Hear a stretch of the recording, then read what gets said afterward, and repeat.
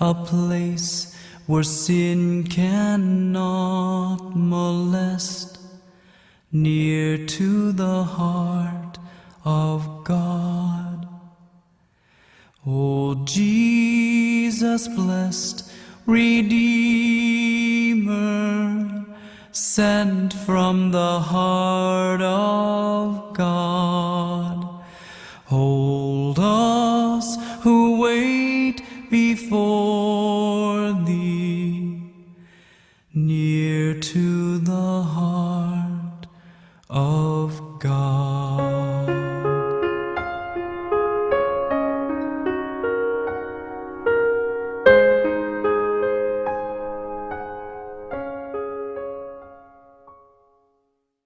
Hi, I'm Marcia Bridges with Living Manna Ministries, and I'm here with Brother Spencer Scott with Nevada Ag here in the northern Nevada desert. Today, Brother Spencer is going to give us some basic gardening techniques here on this farm. So, Brother Spencer, let's get started. All right. We're going to start just with rototilling. This is a diesel tractor, diesel rototiller. So just get it started. It has a preheat cycle. It's pretty warm right now, so we shouldn't need the preheat as much. So can I ask you why you chose diesel instead of just regular gas? I chose diesel because I can store diesel on my location. It doesn't have the flash point that gasoline has, so it's just a better tool to have a diesel product. The torque that the tractor has is much better. Okay. This is one of the better ones that came out. It's an older tiller. Okay. It's made by Kubota. It's an AD70. Okay. It gives you forward and reverse tines, as well as 3 gears going forward and one in reverse. Okay, so it's a tremendous tool. So the storage of diesel why is it better than gas? The storage of diesel is it's not as volatile as gasoline. Okay. Gasoline has a high flash point and diesel doesn't. Okay. So as well as if you store gas for a matter of a month or two or better, gas starts going backwards. You have to put a stabilizer in gasoline to keep it for an extended period of time. Okay. But most diesel units will burn fuel oil, or they'll run the regular diesel that's that you can buy at the pump. Okay. But you can keep it without it going bad as fast as the gasoline. Okay, So that's great information. That was a reason for me. Okay. So we'll get this going and we'll go through.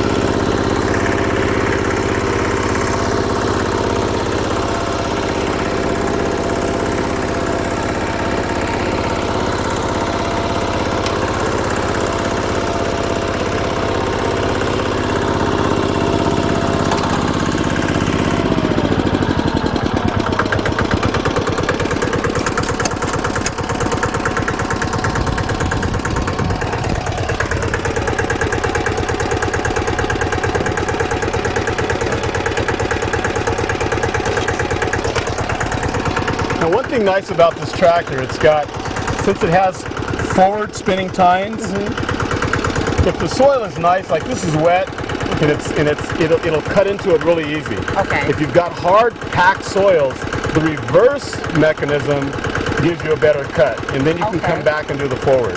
Okay. So.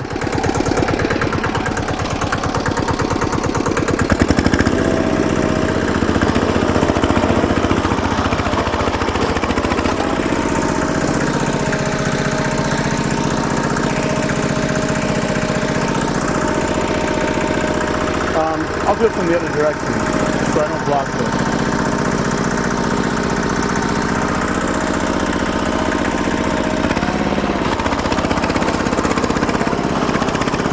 Now the soil here, it's wet, but it's still a little hard.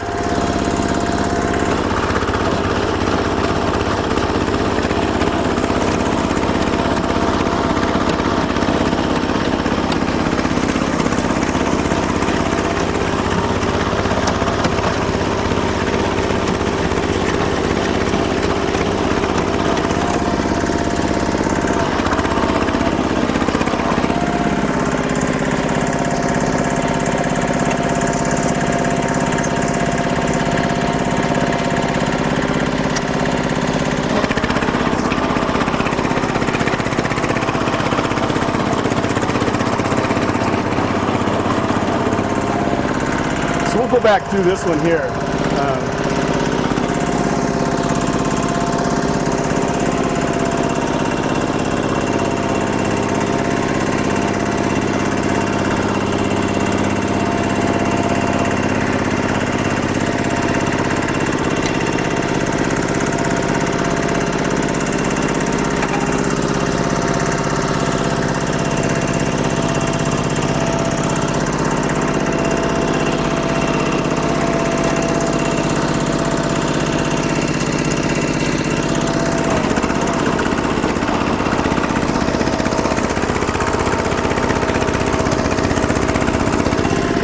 As many passes through the area that gives you the depth that you want to create the seed bed. So we made one short pass here. We're just going to come back again with another pass. Now I've noticed that this section right here is a lot finer than this section. And why is that? Is that because you did the reverse on this portion? Yeah, the reverse cuts the soil a lot differently. Okay. And gives you a little bit of a finer cut. Okay. But what we'll do is just we'll make a couple passes through. And you typically have to do that to get the depth that you want. Okay. Just make a few passes through, and it'll work things out. Well, when I first started gardening, I was told that you really needed to dig like 4 to 5 feet, or is that a true statement? Different types of plants require different root depths. Okay.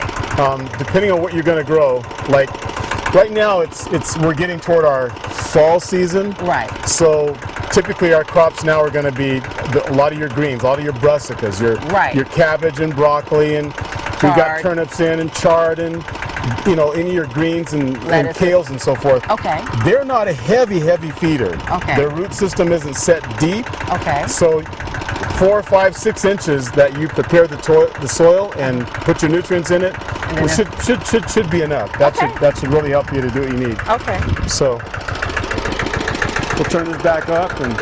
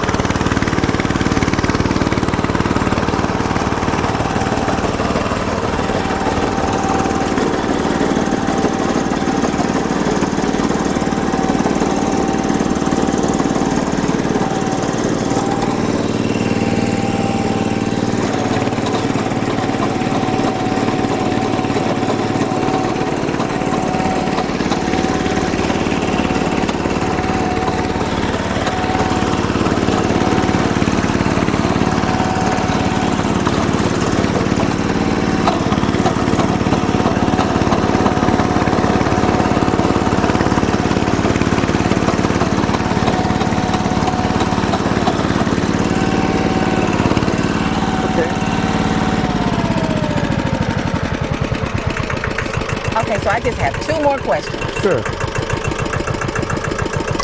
Is it the right thing to do to till in wet soil?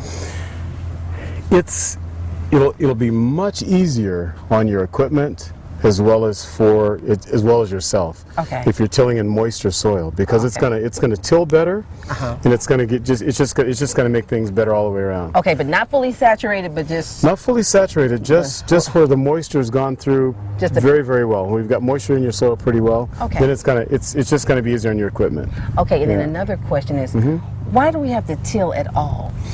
Well, tilling's important because you've got to create a seed. You've got to create a seed bed so that new seedling, it's got pretty good power when it comes out, but it needs a fertile bed and a soft bed in order for the first roots to be able to sink in and then to start moving down deeper. Okay. Typically, the soil that's compacted, the pan is too hard. Okay. Yeah. Now there are there are movements toward no-till circumstances when you're farming, and that's good once you've already gone through a field and you've tilled it and you put in a principal crop, you're not going to have the compaction that you're going to have on something that has never been tilled before, or not been dealt with. Okay, so there are some forms of no-till gardening that can be done after a field has been tilled. Absolutely. After it's been plowed and you've gone through and you've loosened the soil up and you've turned it over, you've gotten your organic matter well blended in it. Okay.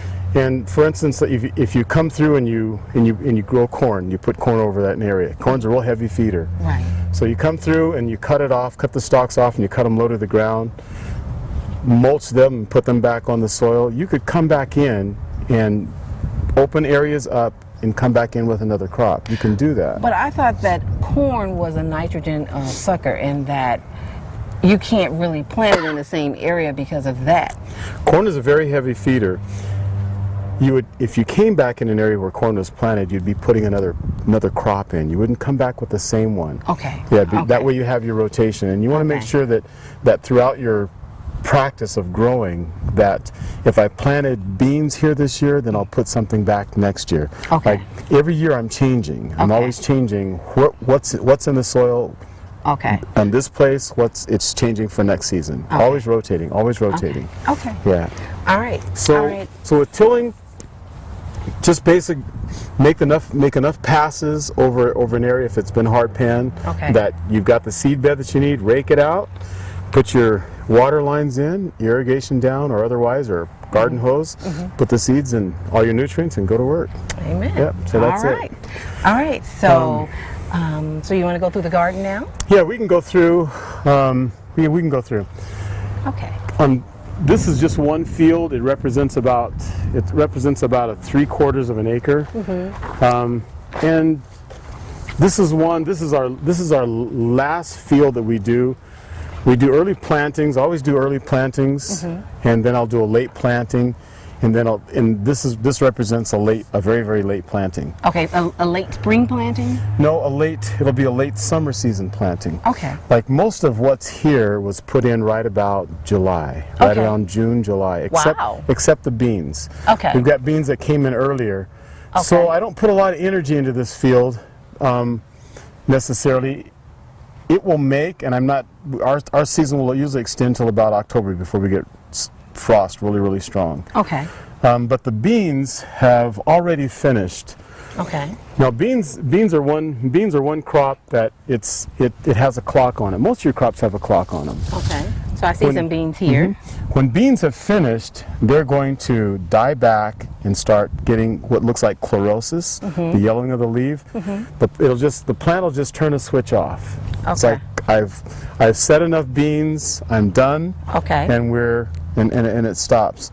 One thing to remember when you're growing beans, now always remember that most of your legumes are nitrogen setting plants. Right.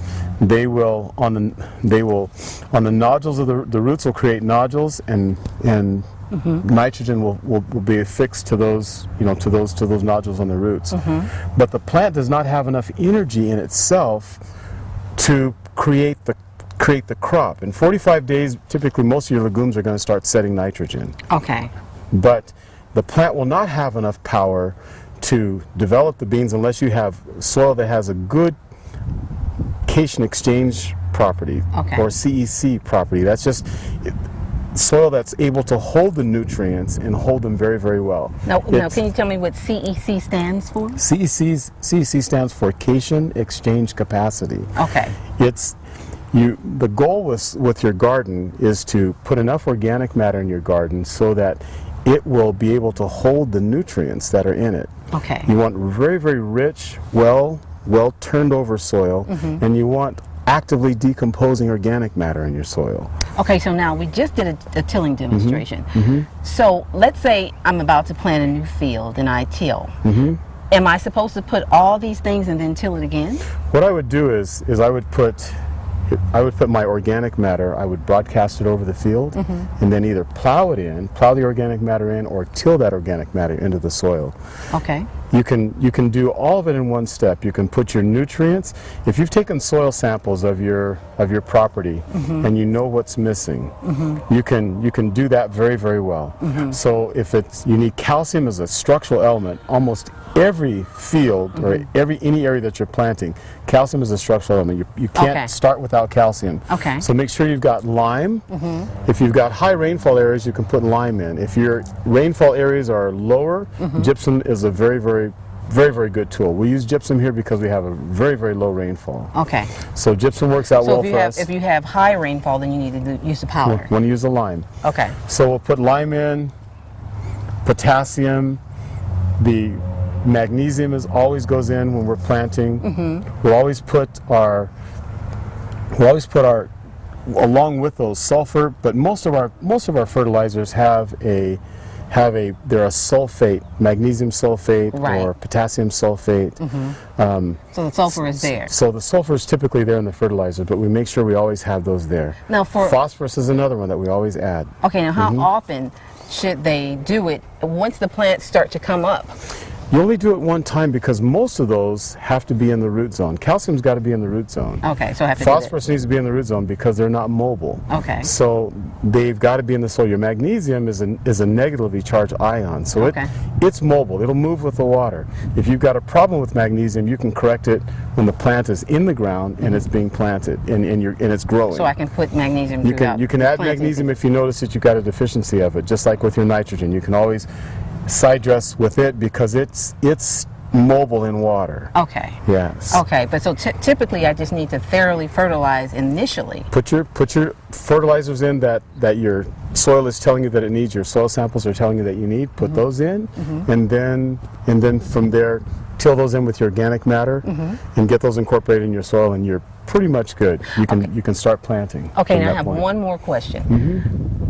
So let's say I want to prepare my field for spring this winter. Okay. And I want to go ahead and till and put all that stuff in. Is it better to do it before or right at spring, or should it settle into the soil? I would do this, depending on what kind of amendments you're using for organic matter. Okay. Some people are very comfortable with using manures, animal manures. I would caution to just be very careful that you know the supply that you're getting the supply chain from, and then you can be comfortable with using your animal manures. But then with them, perfect thing to at the end of the season is to put those put the manure into the soil and get it incorporated in and let it be breaking down and actively decomposing over the winter time. Okay, for spring. For spring. Well, let's say, like myself, I don't use any animal products in my gardening. Okay. No manure, no blood meal, no feathers, none of that. I don't want any of that in my food. Good. So I want to know, it was my understanding that I needed to put all the nutrients, whether it was organic gardening or just using manure, in the winter and let it settle and sit so that a few months later, the rain would, cause it to go down into the soil. If you're doing veganic gardening, you can. There's no harm in starting to put all your. You can put your calcium in. You can do your lime treatment or your calcium treatment. You can do that in the fall of the year. Okay. You can put that in the soil. You can certainly put your phosphorus in. Okay. The magnesium I wouldn't do. I wouldn't apply my magnesium that early. Okay. But the nutrients that are not going to be mobile with water, that are stable in the soil. Okay, those are the ones we should apply. Apply those. Okay. Get them in. Okay. And let them be there so you don't have to address that next spring. And then the ones that are more mobile, then you want to apply those just before you're preparing your seed bed for the next season and get them in and get them going. Okay. So I have one more question before we move on. Because this is turned yellow now, are the current beans there not edible? This is a signal to me when the plant has done this. These happen to be cranberry beans. Okay. They look a lot like lima beans. They look a lot like pinto beans. Okay, so let's take a look. Let's kind of dig in here and let's see what we've got. Okay. Now I told you that when the plant is finished and it's matured the beans, like a light switch goes off and it wants to shut down. So, for instance, you look here where it is set and it's finished these beans. These are dry holes. Open that in your hand. Okay. Oh, yeah, they are dried. Okay. So those are the cranberry beans. They look a lot like the pinto, just the color. They do. The color is totally different, Yeah. but it's a wonderful bean to eat. Okay, so I can eat the seed. Those are ready. Those are ready to go to the pot. So just because the leaves turn yellow doesn't destroy the bean, I can eat what's already grown. Oh yeah. Okay. The leaves are turning yellow because the plant is telling you I'm ready to come out of the field. Okay, I'm done. I'm done. Now Okay. all the pods haven't finished. Okay. So and that's just kind of how it is. Drying, But- you mean? Huh? All the pods haven't finished drying? All the pods have not finished Growing? producing. Okay. Like for instance, you'll see these. The bean is just very, just beginning to start in Okay. them. Okay, Some 'cause of they're these, the short. bean is completed, Okay.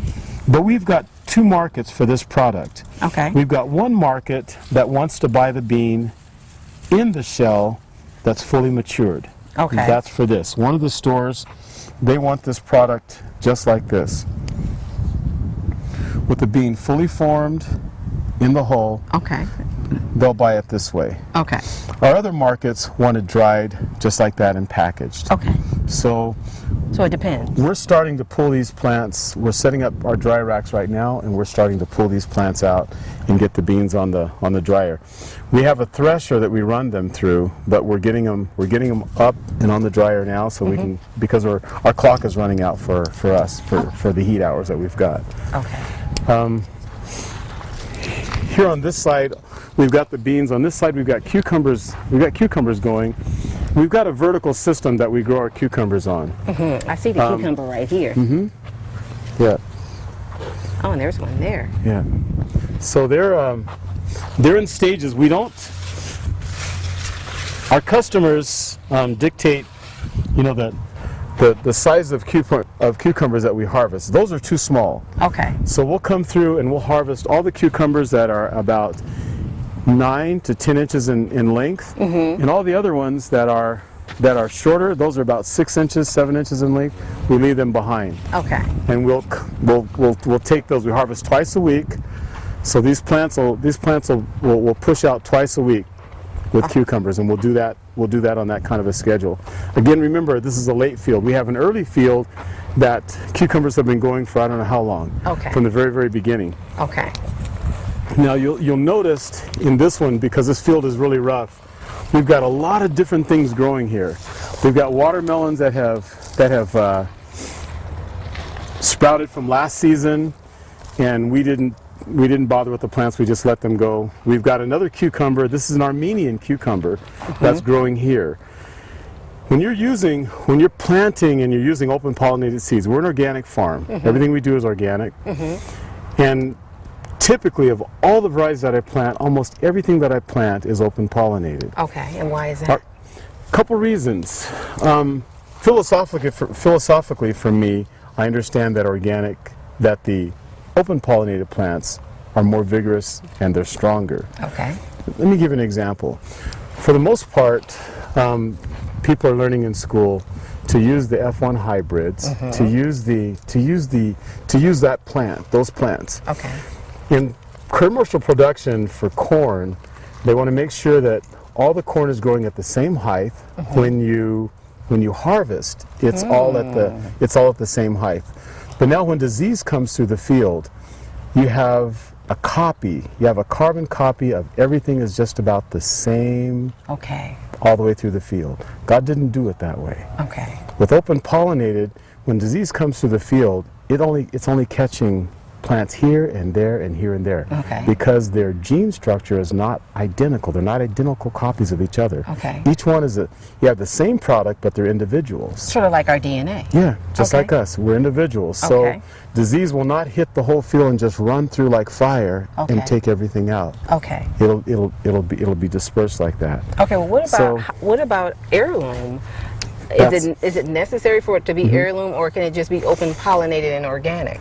It can be open pollinated organic or heirloom. Heirloom just gives a distinction that it's an older variety of seed. Okay. And most of your open pollinated is just about going to fall in that category. Okay. Yeah, just about everything will. Okay. So again, like you see, I don't know on this plant, they may have come through and taken some of the cucumbers off. The Armenian cucumbers? Yep. And it's one that the market really enjoys. And of a lot of the varieties of cucumbers, it's one that I really like. You do? Yeah. It's never bitter. No matter what size it is, it's still great. And you see a watermelon growing in there, but like I say, this is a late field, so our tension isn't really strong here. Here's another one. Now, Armenian cucumbers, they will shock you at their size. Like here's one growing here. And it's like zucchini, they'll get to like a baseball bat size. Wow. For a squash. Not for a squash, but for a cucumber. Sorry about that. That's okay. But look at that. Wow. Oh, it smells wonderful. The seed, it has a small seed cavity, but all that outer is meat. Wow. And it's not bitter. Wow. Yeah. Taste it. Even as big as it is, it's a very, very nice, crunchy, very flavorful cucumber. It is very flavorful. It's very good. Yeah, but it doesn't, it looks like it's like, oh, who's going to eat that? Right. But it's really nice. It's delicious. Yeah, really nice. Oh, I put it back in there. I'm sorry. No worries. It's fine. Okay, so what do we have over here? What are these? All right, let's little peeking ups. let's walk through this.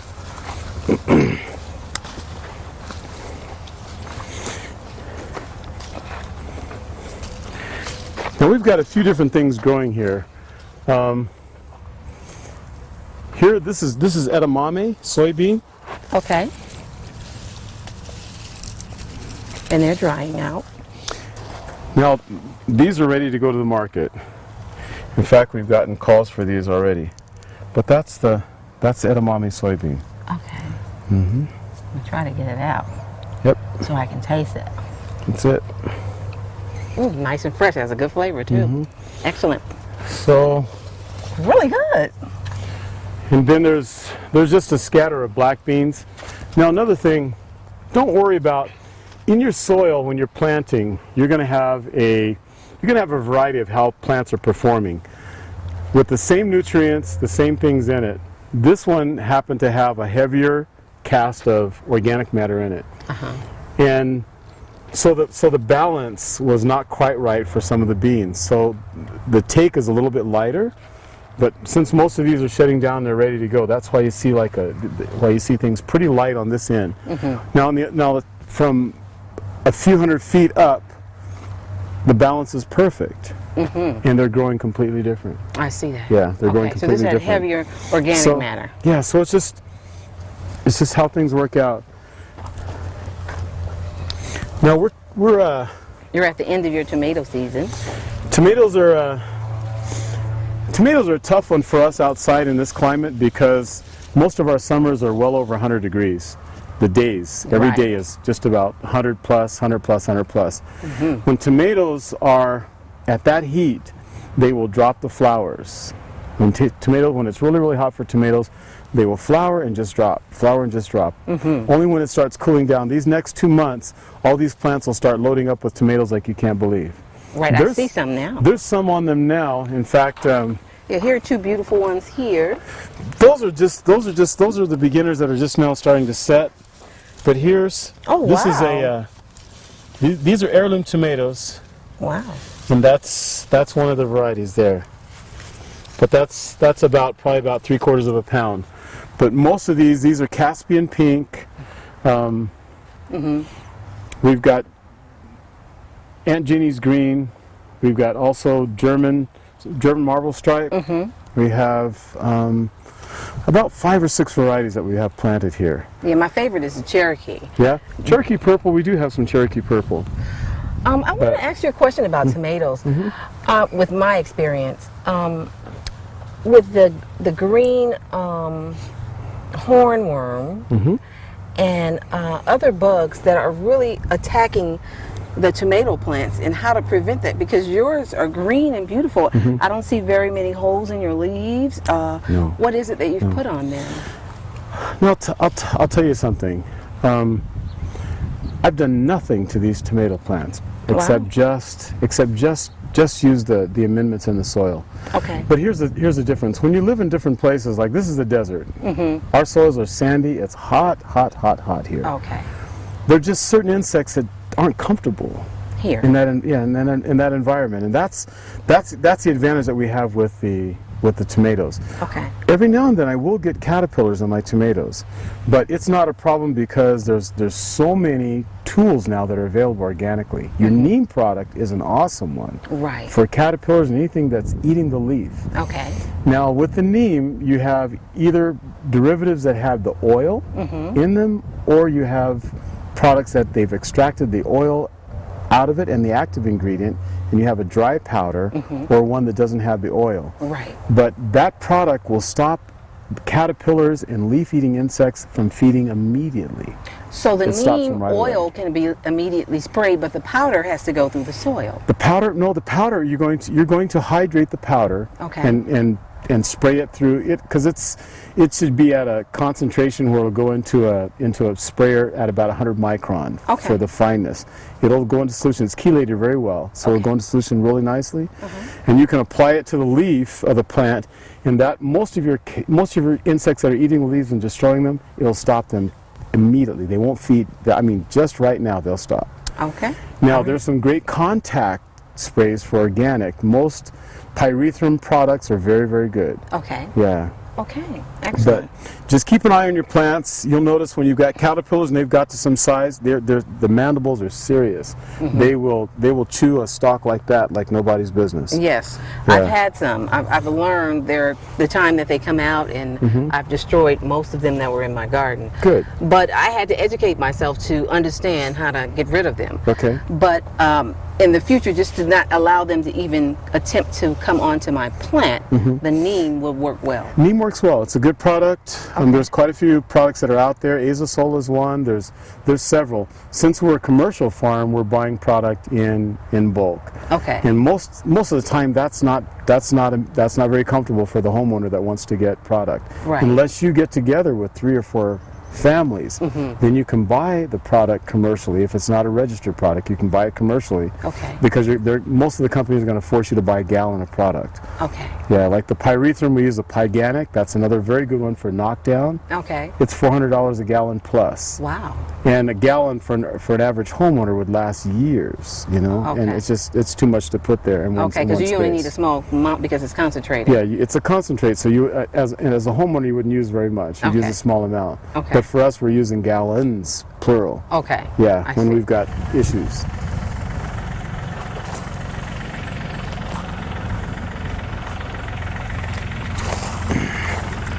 Are these ready to eat now? Yeah, oh yeah.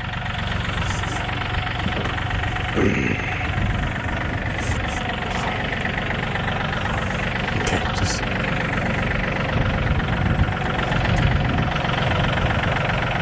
Yeah, that's a small one. Wow, these are huge.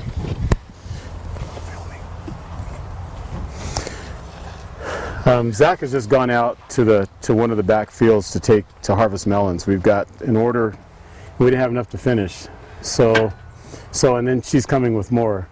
But it's time for that's one of our early fields Okay. for watermelons. It's planted. We'll start it just as soon as the last indication for frost. We'll start our watermelons. These are Jubilee. They're seeded watermelons. We don't do anything but seeded watermelons here. Amen. Amen. But these guys are ready to go. Okay. And you notice in the tractor, they're really careful with the melons. She puts in something soft so they're not beat up. Okay. Yeah. So they don't get bruised or cracked. Yep. So we'll let Zach go ahead with the. Thanks, Zach. Appreciate it, man. Yeah. You're welcome. Okay.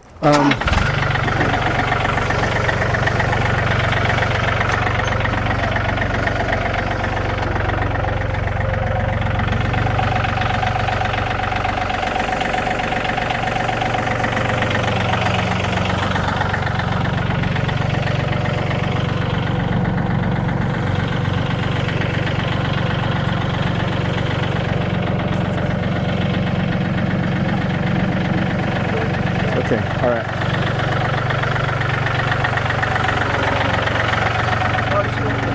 Huh? Yeah. Put them right in the truck. Yeah. Now each one of those are about 30, 40 pounds each. Wow. Now this is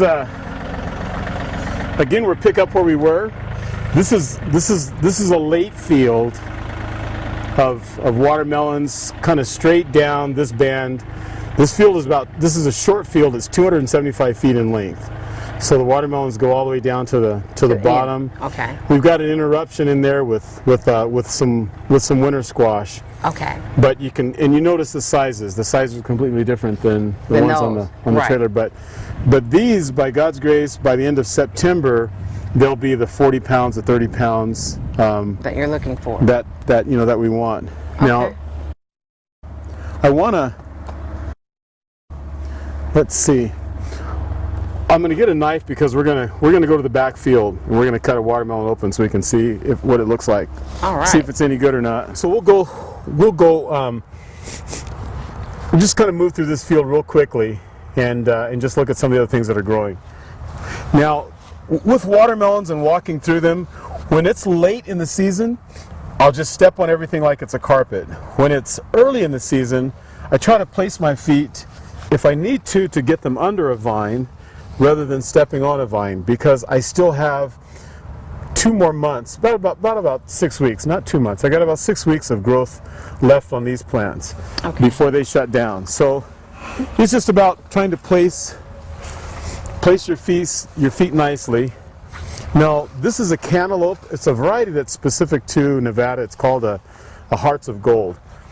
They're real high sugar. It's a nice variety. And I want to just want to try to check and see. There's some in there. I'm looking for ones that are on the more mature side. Now, again, here's a cluster of just Small ones. yeah. There's smaller ones. There's probably, I don't know, 10 or 12 or 15 in there, just in this little spot right here. And what is this leaf? This plant that you see growing here, that she's marking, I don't know how many of you that are sitting and watching, how many have seen this or you have it in your garden. Do you have this in your garden? I do believe I do. Yes. Okay. This is called, if he's going to zoom in at the leaf so you can really get a good indication of the leaf, this is called mallow. Oh. It's a weed. We call it a weed, but it's an edible plant. Wow. Yeah. Mallow. Everything about it is edible. The seeds are edible. Now it'll make a wagon wheel type of a seed. Okay. Yeah. Yep. It'll make a wagon wheel type of a seed, but it's an edible plant. And You can eat the leaves. They have no particular flavor to them or distinction. They're very neutral, very neutral. The plants are. so you can eat them like salad. Just like a salad. Wow. Yeah, they're neutral. They don't really have a flavor. Yeah, they don't have a flavor, so they're great in salads. It has a deep root system, so a lot of nutrients and minerals is pulling up. It's not one you want in your. It's really not one you want in your garden much, but I might as well benefit from it if I have again, this is it's a late field, so we've just kind of let some of this just move along like it is, without.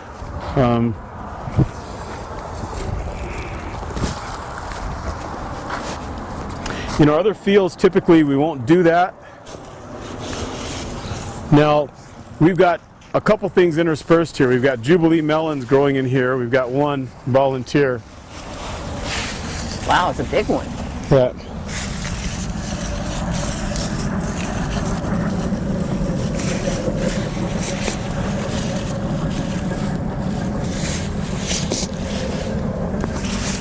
So our cantaloupes in this field are, now that's one that's ready to go. Okay, and how can you tell it's ready to go? There's two things. The color, it'll start to change when the net is fully formed on the cantaloupe. You know that it's getting closer to maturity. Okay. Also, the vine will release it On its own. on its own. Yeah, I see a large one I think down there. Yeah, there's quite a few large ones in there. Yeah.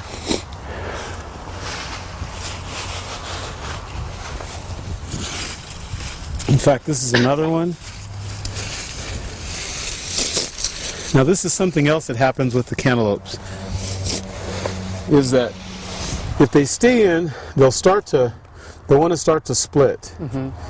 For size, they want to start to split. We're going to get a knife. We're going to kind of go through some of these things, all right? Okay, I'll hold this. Yeah. Just some taste tests. Now, here's something. Most places, people have issues with. You'll have issues in your field with insects or bugs or what have you. Also, there's an issue with wildlife. Yes. Here we're next to a river, so we have abundance of wildlife. We've got, of all things, coyotes that come in and they eat watermelon. Now, this is the first. We've had raccoons, skunks, and as he pans over just a little ways, you'll see a large watermelon that was ready to eat. Wow. And they have enjoyed that probably last night. Yeah, they really cleaned it out. Yeah. Last night they came in and they finished that one. So what we do, and you can tell that it's a large animal because they'll just lay down, they'll lay their bodies and it mats the plants down. They just lay down and they just enjoy. They just sit and have a watermelon for the evening. Yeah, I can see they've been laying through through all of here. Yes. Yeah. Wow. Now, what kind of squash do we have over here? Okay, we've got a couple different winter squash that's growing. These are on the late spectrum. Okay. So this happens to be butternut. Oh, my favorite. Yeah. Now we don't know if we always plant late to just see what happens, but this round is butternut. Down at the very far end, we've got another winter squash that's coming in, and I'm already seeing that we're getting light frost. Okay. This is the burning that frost does. Okay. Yeah. Okay, so that's frost burn. Okay. That's a frost burn, and the other night we had some cold nights that dropped down, and that's the type of burning that happens on the leaves. Okay. And when it comes hard, game's over. Just shuts everything down. Wow. What we do is we'll, like this area, we'll protect it as we start getting, because it's a late crop, we'll put cover cloth over it. Okay. And the cover cloth will take 6 degrees of temperature. It'll give you that much lift of 6 degrees. But the cloth takes the hit of the frost. Okay. So that the plants don't take that impact. Okay. And you pull it off in the morning after it's frosted. You pull it off around when it starts warming up, the sun comes out, and then just set them to the side. The next day you'll apply them back. That evening you put it back on. That evening you put it back on. Okay. So let's go to our back field. Okay. Let's go to the field in the back. Okay. We're going to make our way back through this and then head over to one of the other fields. Okay. This year I did an experiment down here by the river. Okay. I have for a long time kind of kept this area clear, turned in a lot of organic matter, a lot of grass that'll grow and different plants. I just keep rototilling it under. So I just thought, I said, there's a lot of water here. I've got sand soils. I'm going to put some plants down here and just see how they'll grow. So had one of the ladies come down and put some seed in. This is banana squash, by the way. Okay. So I put the banana squash in, put the seeds into the sand. I don't water this. I do nothing to it. Every now and then I'll come through and I'll fertilize foliarly by the leaf. And it's performing better than some of the ones in the field. Wow. Yeah. Wow. Now I want to kind of move around to the opposite side of it. And if we move around to this side, and you'll start to pick up some of the fruit that's on it. It's loaded. I see. And they're huge. If you'll kind of pan in a little bit. That one is huge. Now, banana squash grows really big. So they're there, and you'll notice additional sets that are coming there. Yes, I see. An additional set. You've got these that are trying to set additional ones in through here. Yeah, they're still flowering. I don't know how well the bees aren't working down here, but they're doing a little bit of work. And you come back to this side,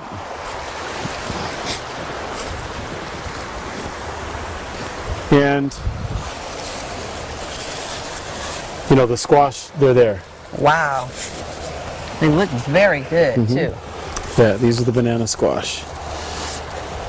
Now, This is did a you younger plant this? plant, so they're not nearly as mature as the ones in the other field, but they're on their way. But what this is if you have a stream bed or a stream area, use it. Yeah. Yeah, use it. Yeah, You'll probably find that you have to water little to almost none with the plants that are there.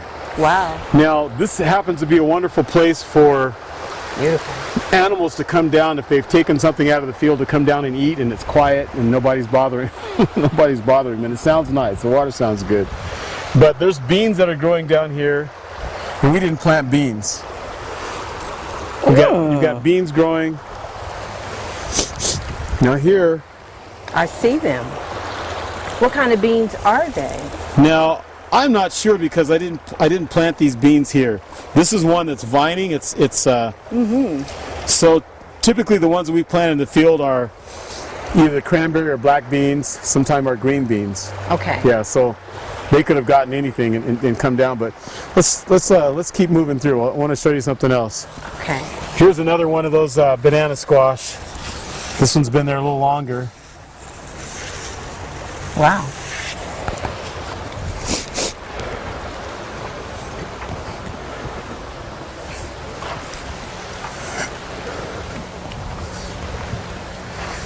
Now we've got a watermelon that's growing down here. Wow. And it's big too. Mm-hmm. Great color. So, Really doing well. and actually a stream bed is, because we've got sandy soil, a stream bed works out really nice. Watermelons put down deep roots. Your winter squash sets deep roots. Watermelons will set roots down as far as 4 feet. Wow. Yeah, so for them, it's the midday, the heat of the day.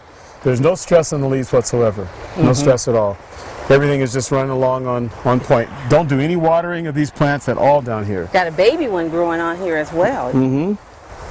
Yep, another one set there. Wow. Very So- nice. This is so beautiful. Yeah. In the desert. So even in the desert, you can grow food without any issue whatsoever. Amen. If you apply your hand to it, try to learn the science of how the plants grow. God said that He would bless. Amen. You know, and the abundance would just be tremendous. Amen. Yeah, so- Amen. Amen. So we're going to make our way to one of the other fields. Okay, we're in one of the back fields, and right now it's harvest time for us, and we're doing watermelons back here. This is winter squash. There's a few rows of winter squash. We've got a few varieties back here. This happens to be a Queensland Blue. It needs a lot of area to run. It's unbelievable. But the plant will do probably about 20 feet to the left and right of the center of the plant. Wow. They'll put out a lot. Wow. Let's try to get I want to try to allow you to see what they look like. Now, let me just share something, because winter squash and watermelons have deep-rooted systems. They have deep root systems, and they have very broad root systems that really out. spread out, surface as well as tap. So your preparation of your soil is really important. Okay. And where you'll notice that this field, this is the first year I planted in this field. So balancing things, gets to be kind of interesting on your first run in the field. Okay. Sometimes you'll get it right, and there's areas where things won't be right. But the point about preparing the soil and the deep root systems, this plant is getting to the point of maturity, or almost time is up on it. But you're noticing that now in the leading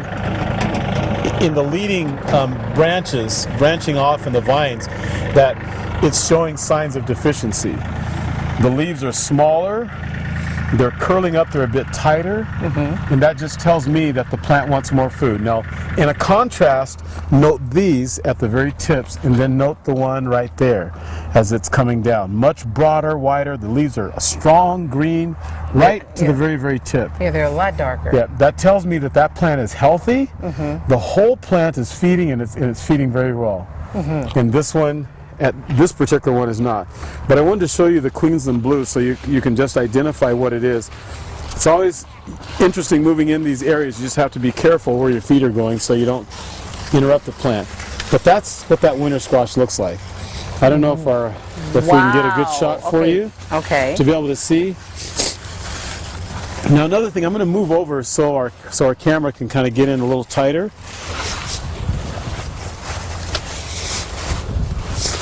Now, if you want to know when your squash is getting ready, when the stem starts to get corky, you see how this stem now is starting to show a beige line, like a beige line, but we call that corkiness because it's not the smooth green fibrous look. Okay. It's like the stem is splitting and widening, and it's showing more of the inside. That lets me know that that fruit is just about mature. The stem is corking out. Now we'll cut it and let it cure, and then that's that. But that's the Queensland blue. It's a very nice winter squash. And you cut it and then cure it, or you don't let We'll cut it and let it set for a few days. You mean you just cut it at the stem? Cut the stem. Okay. Cut at the stem. Leave the stem on the plant always. Okay. And let it kind of cure down.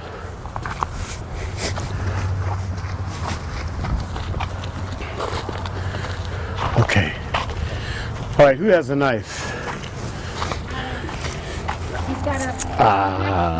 I gotta go get a knife. See, they're enjoying treats, and we can't enjoy treats until we go back and get a knife. Now what are you eating? Now we're gonna see these melons as we go up. Okay. But what they're eating is it's called a Hyogan melon. Okay. That's our favorite. Yes. But it is really, really nice. It's a really nice melon. We'll sample some and we'll show you guys later what they look like. Okay. But we have about 3, 4, 5, 6 varieties of melons that are growing. Right now, you want to sample? No. We'll get one later. Yeah, enjoy your break. Thank you. Yeah. Now they're harvesting spaghetti squash right now, and one of our stores requested that we bring them some of the smaller spaghetti squash. So she's taking them out now because they're ready to go. And I see I'm going to adjust this. Yeah, adjust that on there.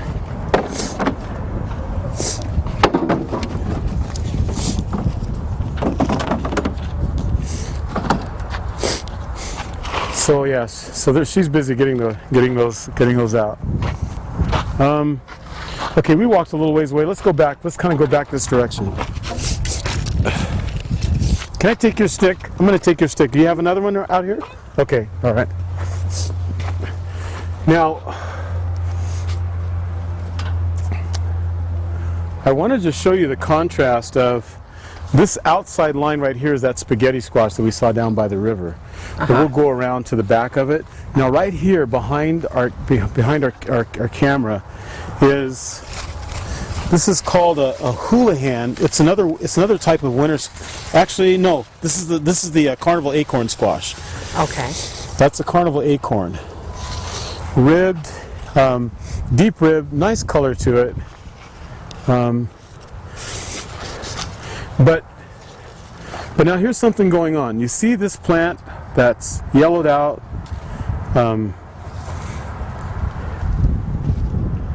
The plant is telling you that it's not happy. It's got a nutrient deficiency, and that happens in your field. Now, everything around it looks fairly well, but you'll get spots like that your broadcast of phosphorus, your broadcast of potassium, and your magnesium, it wasn't an even broadcast, nor was the incorporation even throughout the field. Okay. And as the plant gets bigger and its demands are greater, then it's going to tell you, hey, I don't have enough food. So that's one thing to just note as you're making your soil application. The soil's the foundation. It's critical. And it's at the start that at the very- critical work is done. That's exactly right. At So the very now, in a beginning. case like this, is there any way that I could feed it and keep it healthy, even with our liquid fertilizers or anything like that? It's possible at this point. I don't do it in some circumstances just because, but it is. You can apply your nutrients that are missing, that are not stable in the soil, that are stable in the soil, the ones that don't move, you can apply those foliarly, and you can bring a plant out of that circumstance. Okay. Yeah, you can excuse me, you can bring them out of that condition well enough. Okay. So if you've got plants in your garden and you're starting to see signs that hey, I've got deficiencies, they're not growing well, you can definitely make applications to bring them out of that condition. Okay. Now here's the same winter squash that we looked at, but with the bottom turned up. This is a carnival acorn right here. Beautiful. It's a nice looking plant, nice looking I like squash. Yeah, and it's good sugar, good to eat.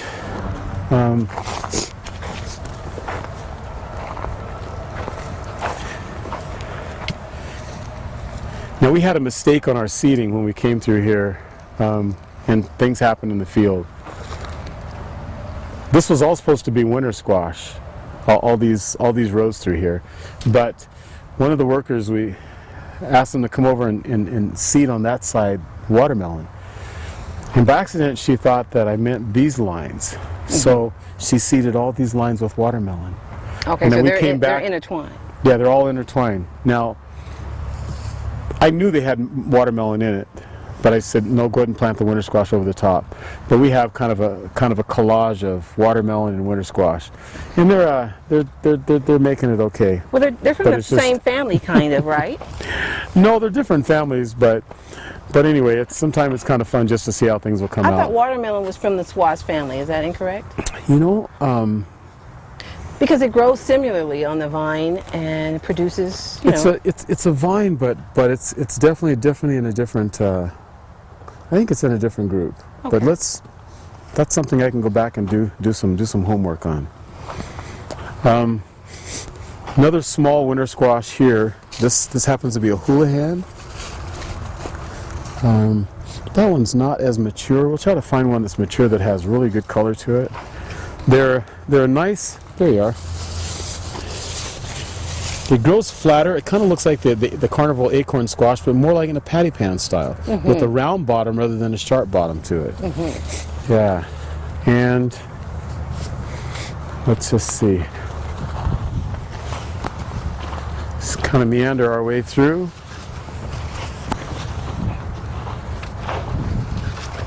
And we're back to our banana squash back here.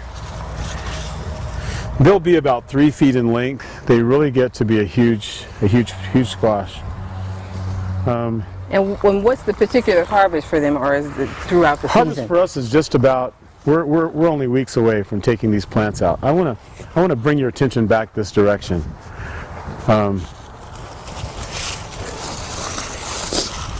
That's more. There's a couple in here that are more typical to size. That's just about that's typical. That's more typical for spaghetti squash, or not spaghetti. My goodness, for the banana squash. They really get big.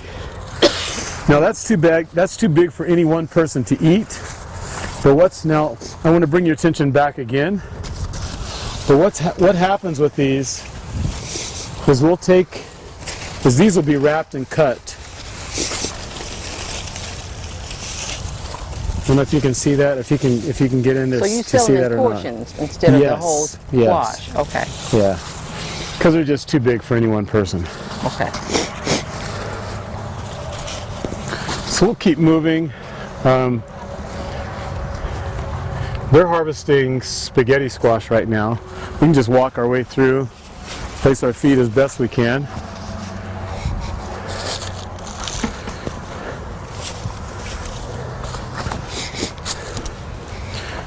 everything that's watered here is on a drip irrigation system, and you'll see the lines.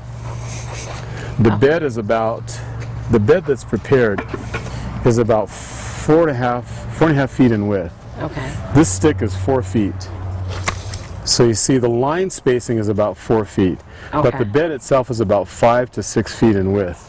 Okay. And that's the amended area. From about that point to this point is the amended area of soil. Okay. With nutrients, organic matter. The walkway that where you're standing, I put nothing here.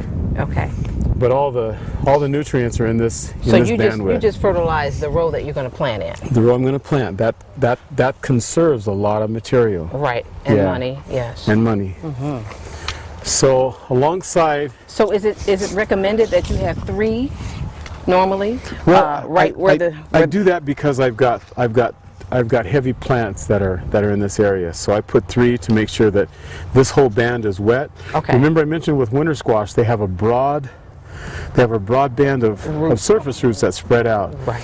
So I want to make sure that the majority of this area is wet, so that they're not constrained and they can just set their roots as far as they want to set them. Okay.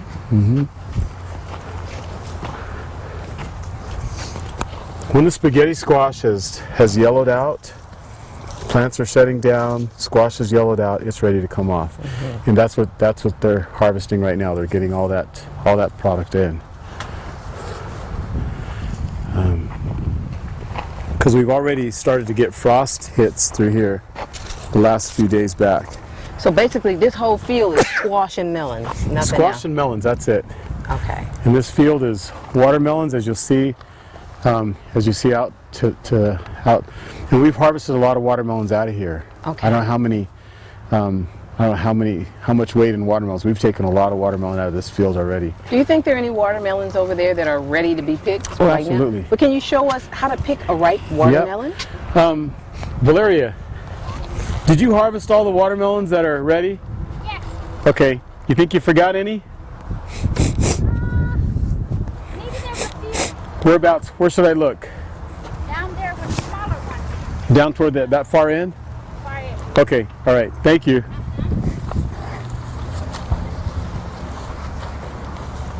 If we can make our way, just keep meandering our way through.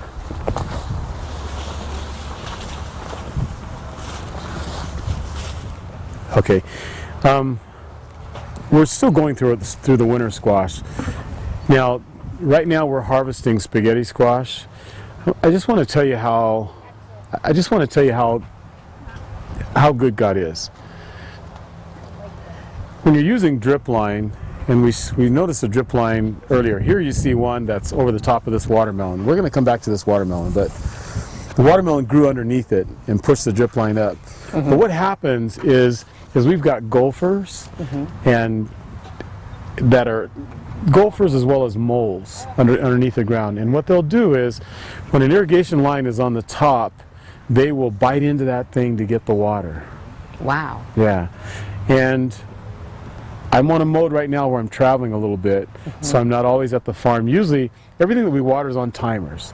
This year we didn't put things on timers because we got more fields engaged, but usually everything's on timers. I'm running 2 hours in the morning, maybe an hour in the evening to water everything, so we don't have to have that something to do.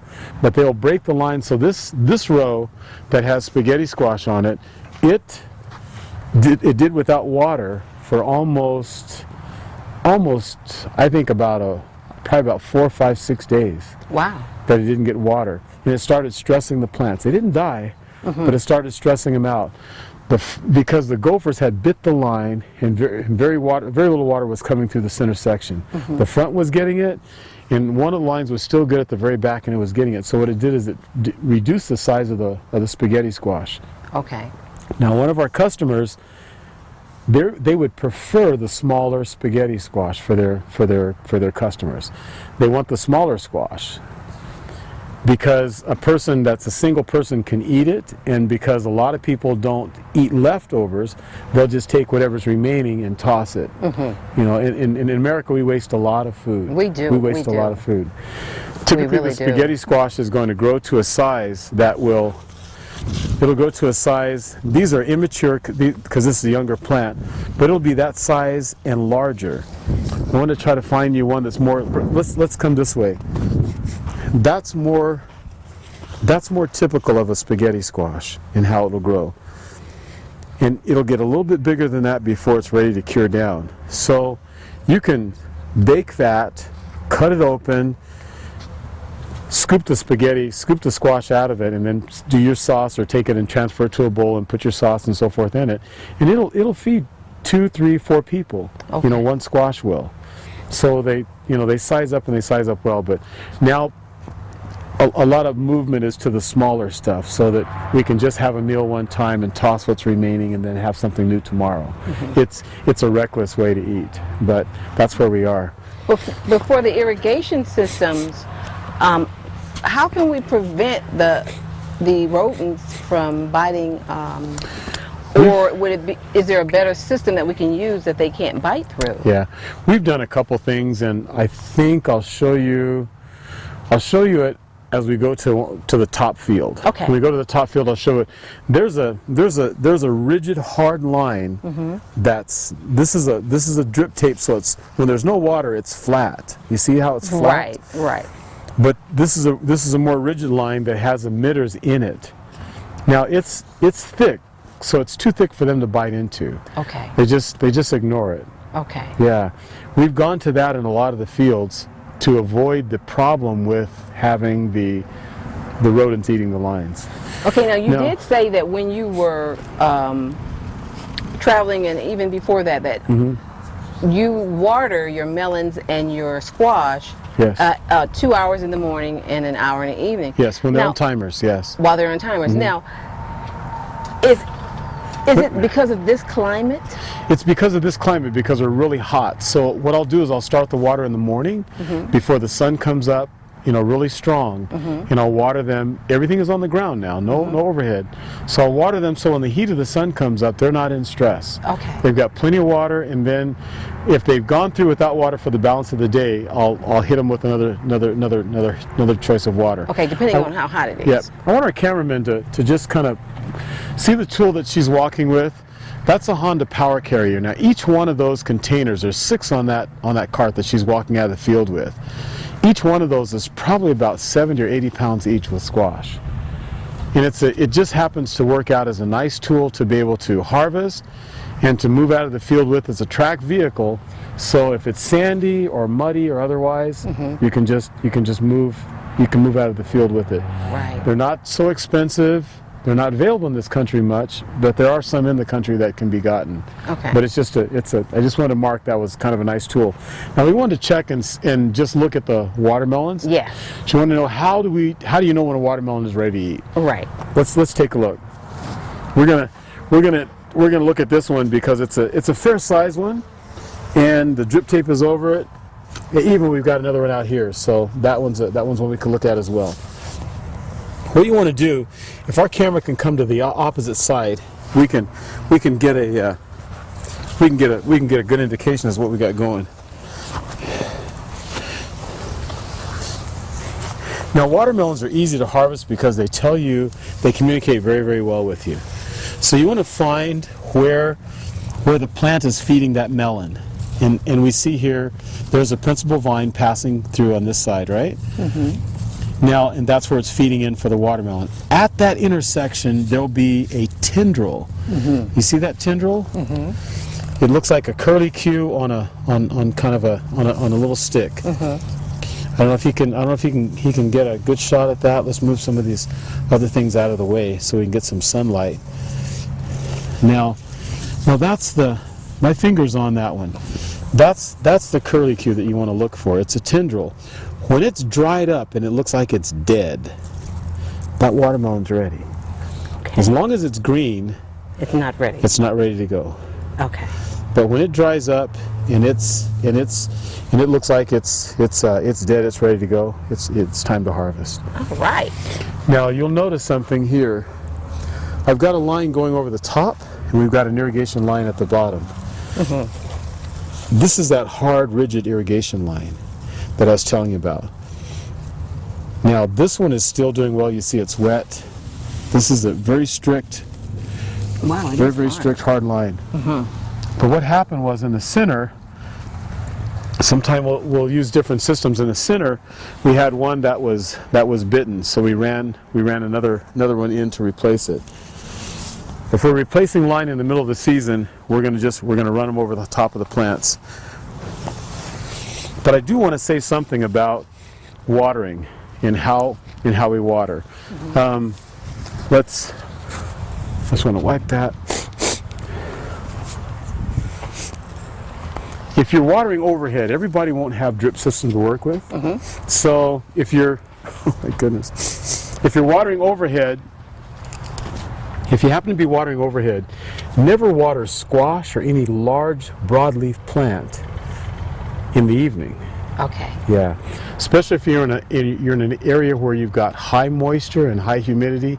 Even here in the desert, I won't do it. Okay. And the reason why, if I'm watering overhead and I water those broadleaf plants in the evening, the leaf won't have time to dry off. Okay. So it makes a prime condition for powdery mildew. Okay. And once powdery mildew starts, you can control it, and you can, but it's typically gonna win. Okay. It means now you've got to start spending money to try to address it and to deal with it. Yeah. But Okay. if you're watering techniques, if you've got to water overhead, make sure that it's early in the morning so that the plant has time to dry off all throughout the day. So typically we should water at the lowest level, and we should do it, we can do that in the evening because we're not spraying the leaves. Yeah. If your water's on the ground, you can water at night without any problem. Okay. But if you're overhead watering, don't do it with broadleaf plants. Now, we've got another melon right here that's kind of tucked in. Let's just check it and see. We've got to find the The tendril? this is the blossom end back here. So we want to find where the plant is feeding it. And we've got a lot of vines crossing, but here's the feeder right there.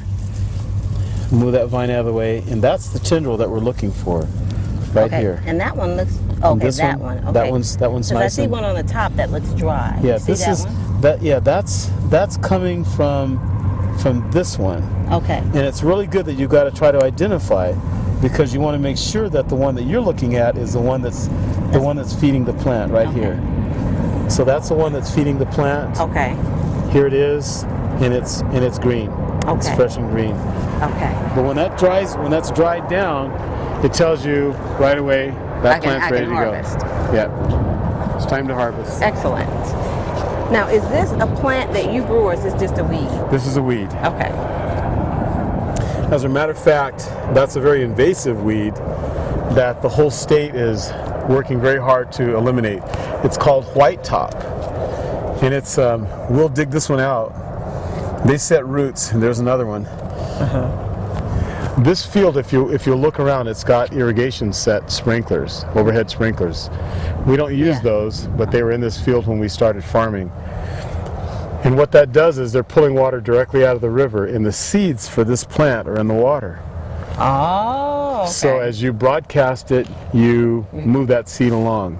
Now, are there any plants or vegetables that we can water overhead, or we should? Oh yeah, you can. Almost all of them you can water overhead. The issue is just Don't do it in the it's just evening. in the evenings when you've got a big leaf, like the winter squash. Okay. Has a real wide leaf to it. Okay. So that's a lot of surface to dry down when the sun is leaving the sky. You're getting close to the evening hours. Okay. You don't have much wind.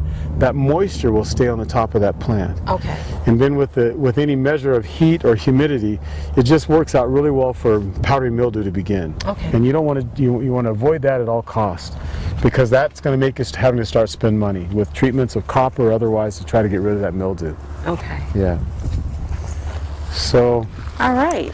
anyway, we're going to move through these watermelon and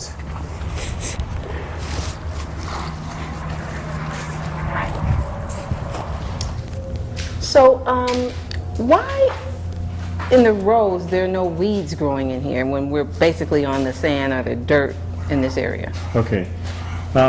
This greenhouse, this greenhouse is on a hydroponic system. It's an advanced hydroponic system of sand hydroponics. Underneath this floor is a EPDM liner, 16 inches down beneath is a rubber liner that goes up to the excuse me, on each side, all the way to the end. There's Okay. two separate cells, as it were, or bowls. Okay. This is one to the left of you and one to the right of you. Okay. And then sand is placed. There's appliances that conduct the water subgrade from one end to the other. And then sand is filled over the top of those appliances. Okay. And all your nutrients, all your water runs beneath. So all you have is everything is growing in sand directly. Well, how do you put the nutrients underneath after? The nutrients are put into the water, and Okay. there's a well there's two wells right there, right by the door. Okay. That where the water comes into underneath the floor. Now sand has a wonderful property called capillary physics. All water moves up into sand by capillary physics. Okay. Just a capillary action. And the neat thing about this floor is I've planted just about everything inside of it. I've done tomatoes, done sweet potatoes, done roots, done everything in here. And the plants choose where they want to be. The Okay. plants make their decision where they want. Okay. Outside or in? Perfect oxygenated area, or they want more water. Now, for instance, I've done sugarcane in the back, and the sugarcane goes all the way down to the water underneath.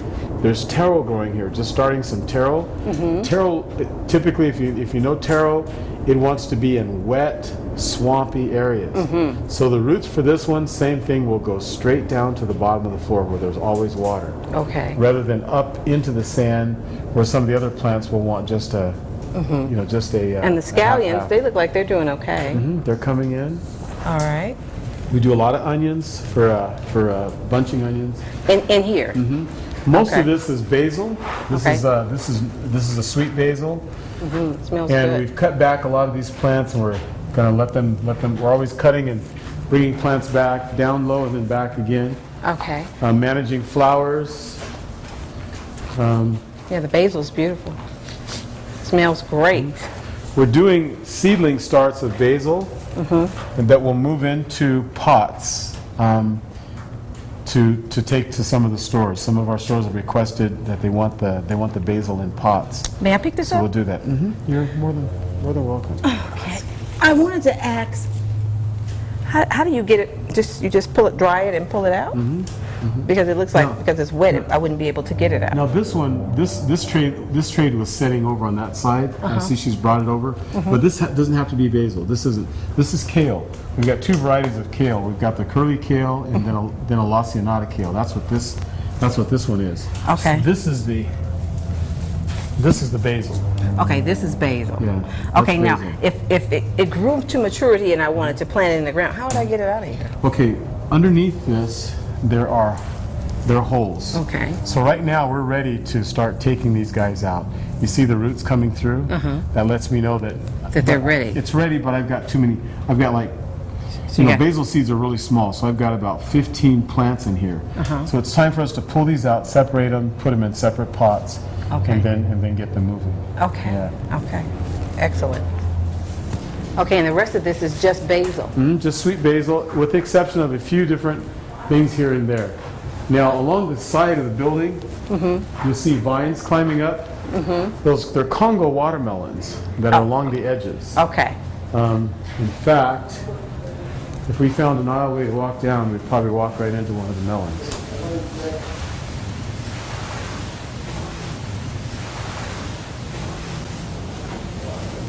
Yes. I don't know if our camera can catch it or not, but there's about a 40-pound Congo melon going inside the greenhouse. wow.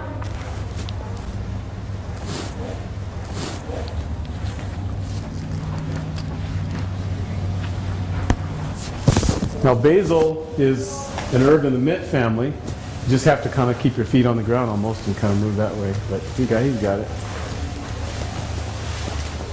Yeah. Now, what are these over here that are growing? We got two. This is rhubarb Okay, that's growing in that's growing in here, and then along the side are some melons. Yes, okay, I saw the squash leaf over there. Yeah. Okay. And that lone plant with the really small leaves, that's Thai basil. Really? Yeah. Right here? That little small one. With the very small leaf, that's Thai basil. Take one in your hand and just rub it in your hand. Okay.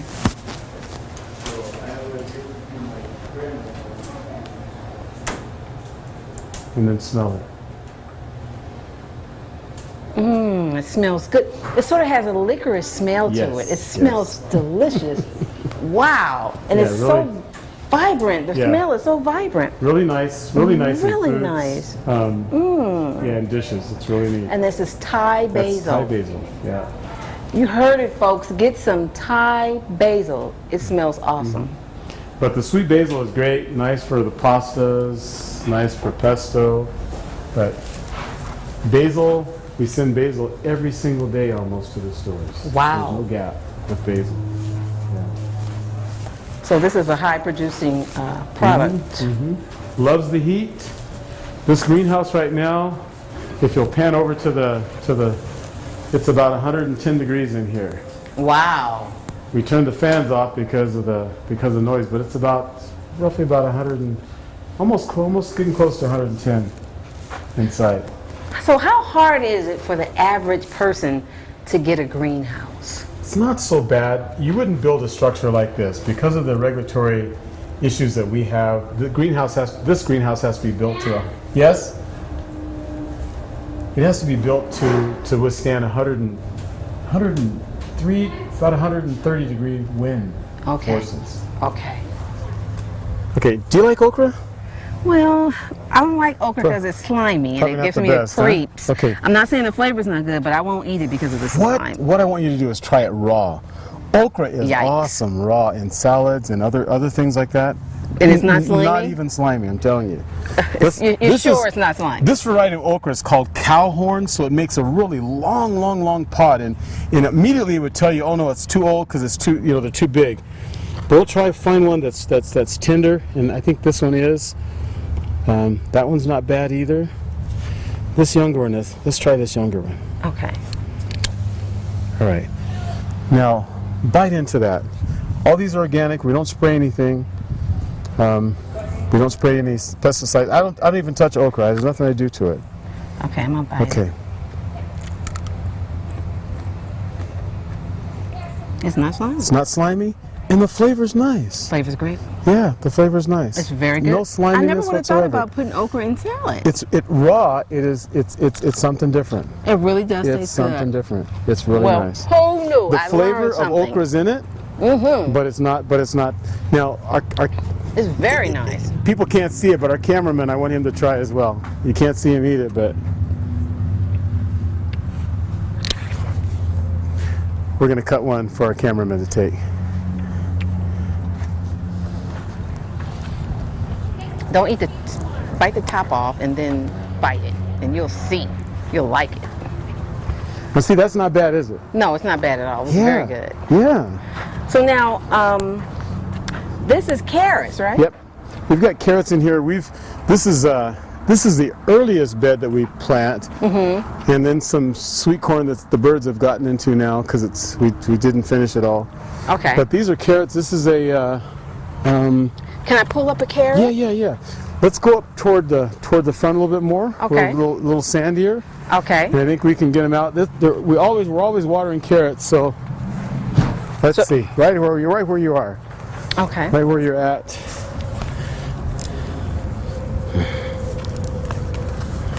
Wow, that's a big fat carrot. Some of these have gotten to juicing, but I want to get you one that's more uniform. Okay, well, how do I know when it's gotten to juicing? Can you explain that? Well, for us, when our carrots get really big, we start sending them out for Smells so juice. good. But that's more appropriate in size. Yes. Yeah. But this is good for juicing. Excellent And for you can juice. eat the leaves Yep. and put them in your salads. Wow. Now he gets a proper carrot. Yeah. Those are Wow. crazy Lord.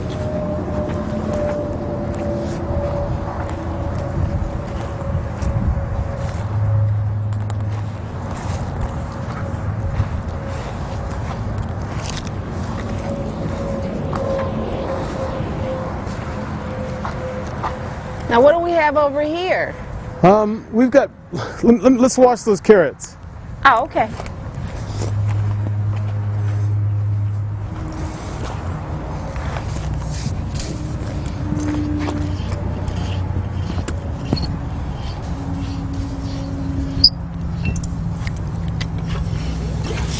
It's all well water, so it's Wow. really, really nice. Let me do yours, Brother Bridges.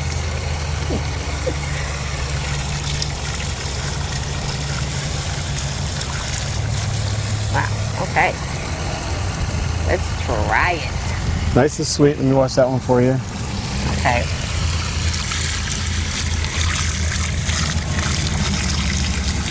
This one again. All right. Touched it. Moment of truth. Awesome. Sweet and crunchy. Sugar's okay on that one? Mm-hmm. Good. Mm-hmm. Good. I love carrots. They've got a lot of good things for us. Yes.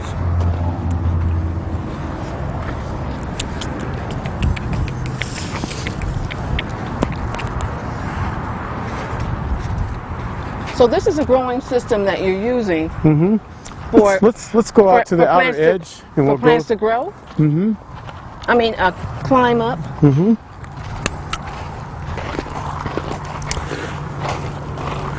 We train the plants up the. Now something happened this season. We trial a lot of equipment.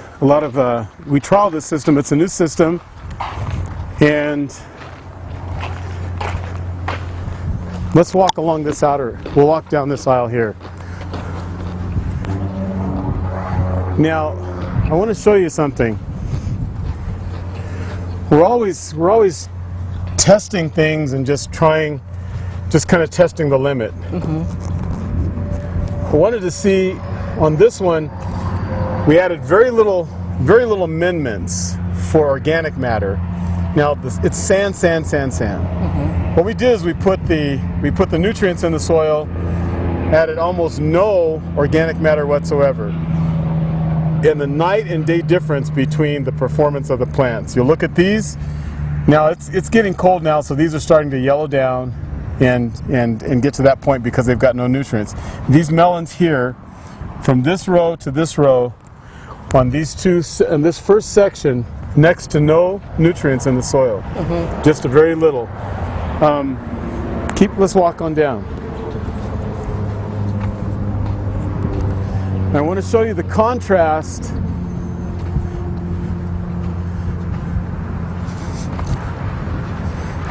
Now this is where the nutrients began. We started adding nutrients. I started adding nutrients right here. Look at the difference in the plant. Wow. In the color, the size, the melons, everything. What kind of melon is that? It's very interesting. This is a crane melon. Okay, a crane melon. C-R-A-N-E. Very nice. Now, we have a vertical growing system where cups are placed underneath these. Crane is a really tough vine. It will hang this melon even without the cups. It's unbelievable. Okay. I've had melons much bigger than these, and they'll hang. But we've got appliances to set underneath them to keep them. But the goal here is in growing vertically. This plant will put out. Right now we're about 6.5 feet here, and these vines have already started moving horizontally. So one plant will put probably about 12 feet of vines. Wow. Now, if all this, what you see on this row coming up, if all these were laying out, we couldn't walk between it.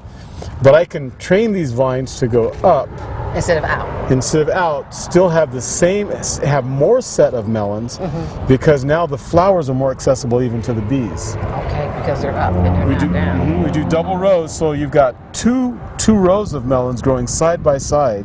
Oh, I see. Where- And you use the black plastic on these. We use the plastic to hold the heat in the soil, Okay. and to give us our early start, to hold the heat, and then also even to keep the moisture in the soil. Okay. So there's two reasons for that. And so the watering systems come here and they just water over the holes. The irrigation lines are underneath the plastic. Okay. They're running beneath it. Okay, so you Yeah, the cover drip- them as well. Yeah, Okay. drip line is running beneath the plastic. Water comes in. The soil is heated by the plastic. Mm-hmm. The moisture from the irrigation stays inside because it can't evaporate through the plastic. Right. So you're saving both, but you're getting your early start for heat. Okay. Yeah. So, but this is a crane melon. We didn't bring bees in this year, and I think we're noticing the difference. So normally you bring bees here? Yes, we bring bees in because we just almost just have to have them. Okay. Yeah, in order to get what we want. Let's keep coming on down.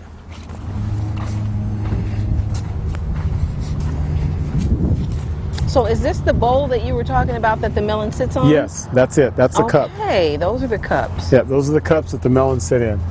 That's exactly right.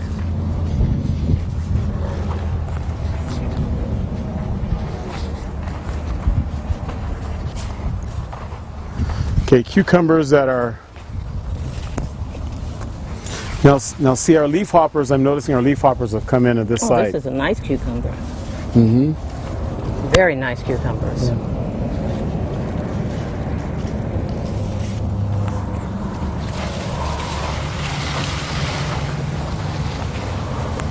So I do see the leaf hoppers. Yeah. So this one now I need to come through and start dealing with these guys. Now this But one the looks melons- really large. Like This melon is complete. It's ready to harvest, but it's hanging free from the plant. Yeah, there's nothing underneath it. It's just hanging free. But the plant is able to handle that. That's about 4 pounds of melon, or almost 5 pounds of melon that's hanging there. so we don't have to worry about the tendril on this one. No. Okay. When it completes its net and it has a rough face to it, that melon's ready to go. All right. Yeah, the crane is pretty easy that way. We've got one in the aisle that's come loose. On its own. Mm-hmm. And this one has come loose on its own. It feels different from a cantaloupe, smoother.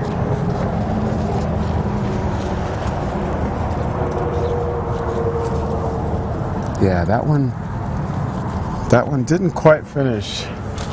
And that's because it doesn't have enough netting on it. Yep, doesn't have enough netting on it.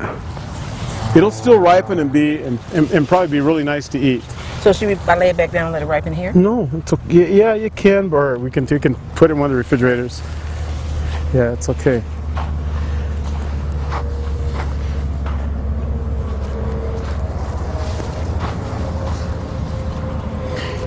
And even though it's late in the season, the melons are still continuing to set. Wow. Still got a lot of sets here, there. The plants are just gonna continue I see a lot of just- baby ones on the other side as well. to just set melons. Now what is this, Brother Spence? That's just a weed. That's almost okay. like the lamb's quarter, but that's a weed That's a weed. Okay. coming in. All right. Now on this side,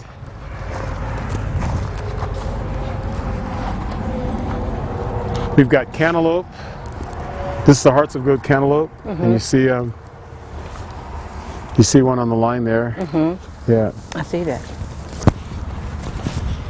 Wow. We have vertical systems for these guys, but the products were made overseas. Some of the pieces, and we didn't get them in time. Okay. So we just abandoned our vertical. We'll continue next season with it because we'll have all of our components in. Okay. But we had another component that was missing. But And what we do is we use the stakes as you see them, and there's clips that go on. The strings run through just like you see here, and we just train the plants to go up those lines. Okay. Yeah. Praise the Lord. All right. Well, we appreciate all the education that we've gotten, and we thank you for allowing us to come to this beautiful farm. Well, I've enjoyed the visit. Glad you guys have come, and I hope you come again. We will. Yeah. And in the future, we hope that we can get a few more educational classes and maybe some hands-on demonstrations. And that's very good with me. All Very right. fine. All Be right. happy to do it. All right. All right. From Nevada, we say Just- goodbye. We're just outside of Reno. Yep. Bye-bye. Take care. God bless.